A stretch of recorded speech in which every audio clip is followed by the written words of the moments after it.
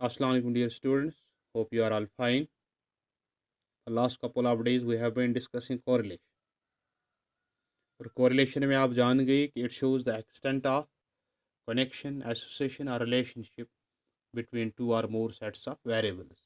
ये हमें correlation बताती है, ठीक है ना। और आप ये भी जान गए कि correlation जो हमारी है ये मुख्तलिफ तरह की होती है, डिफरेंट टाइप्स की होती है। एक इम्पॉर्टेंट बात है, हमारी correlation लीनियर हो सकती है और नॉन लीनियर भी होती है,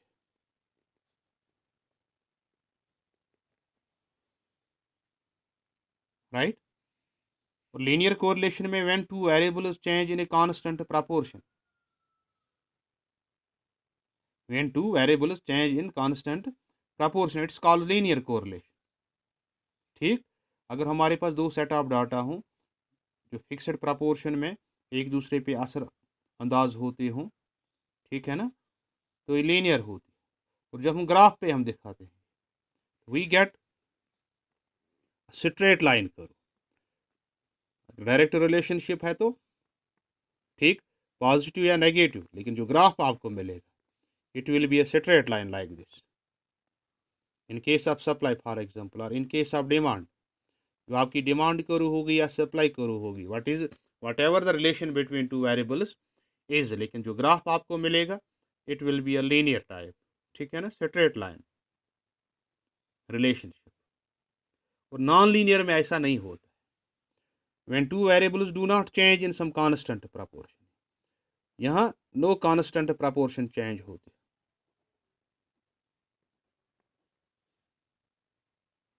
the relationship is said to be non-linear.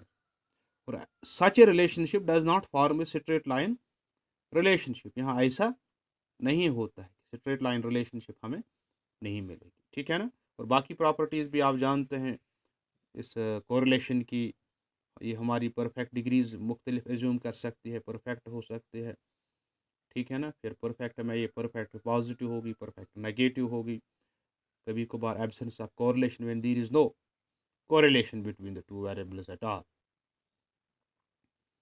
ठीक। तो एक बात आपने याद रखनी है, often the students tend to believe that correlation suggests a relationship between two variables where one is the cause of the other, है ना। लेकिन for example this is correlation between price and quantity demand of a commodity. Clearly an increase in price causes a decrease in quantity demanded and vice versa. Change in price causes change in quantity demanded. But to be emphatically noted is the point that the cause and effect relationship between the variables is not at all any precondition in the theory of correlation.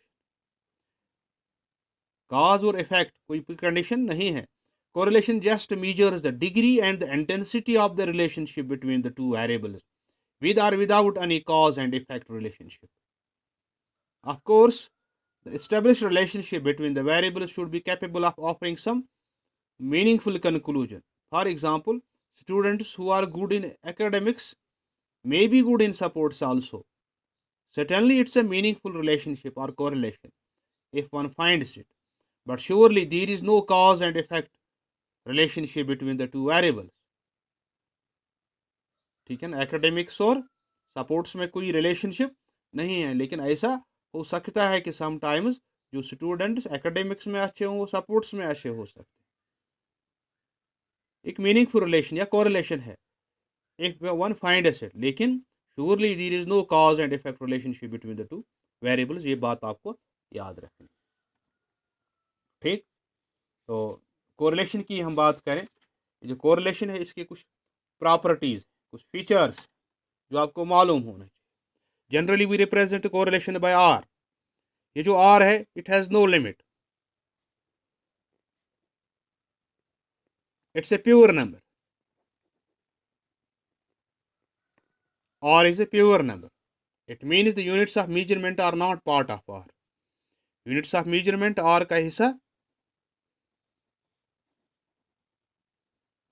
Are का हिस्सा नहीं है, units of measurement are not part of r. दूसरी बात, negative value of r, अगर r का value क्या हो, नेगेटिव हो, तो ये इनवर्स रिलेशनशिप दिखाता है। और आर अगर पॉजिटिव है तो ये डायरेक्ट रिलेशनशिप दिखाता है। दो बातें। तीसरी इंपॉर्टेंट बात जो है वो ये है कि अगर r is equal to 0, the two variables are uncorrelated, यहाँ कोई रिलेशन नहीं है, uncorrelated, there is no linear relationship between them. However, other types of relations may be there, but linear relation नहीं है, राइट। एक और पॉइंट आपको जहन में रखना है कि अगर हमारा if r is equal to 1 और r is equal to -1, then the correlation is perfect or proportional, and a high value of r indicates strong correlation. वो +1 भी हो सकती है और -1 भी है, perfect positive, perfect negative, right. The value of the correlation coefficient lies between -1 and +1। ये कभी कहीं -1 और +1 के बीच में हमारी कोरिलेशन का वैल्यू हो सकता है, जिसका मतलब है -1 is less than or equal to r is less than or equal to +1। It ranges between -1 and 1, ठीक। if the value of r lies outside the range, -1 और +1 से बाहर हो, इस रेंज से बाहर हो, तो then there is error in correlation, correlation calculation में कोई ना कोई एरर होगी। तो सिंपली आपने याद रखना है the value of correlation coefficient lies between -1 and +1, that is -1 is less than or equal to r is less than or equal to +1, right. तो ये कुछ प्रॉपर्टीज थी कोरिलेशन की। तो इस तरह से आप जान गए कि what correlation shows or indicates, ठीक है ना। और आप जान गए कि Karl Pearson coefficient of correlation क्या होता है। नेक्स्ट जो इंपॉर्टेंट है that is Spearman coefficient of rank correlation. और स्पीरमैन रैंक कोरिलेशन कोएफिशिएंट ये हम नेक्स्ट लेक्चर में डिस्कस करेंगे। तब तक के लिए go through your books, have a look at the topics which we discussed for last couple of days. अगर कहीं पे कोई प्रॉब्लम आती है तो contact me, WhatsApp me, SMS me or call me. I am at your disposal. Thank you very much. Have a nice day.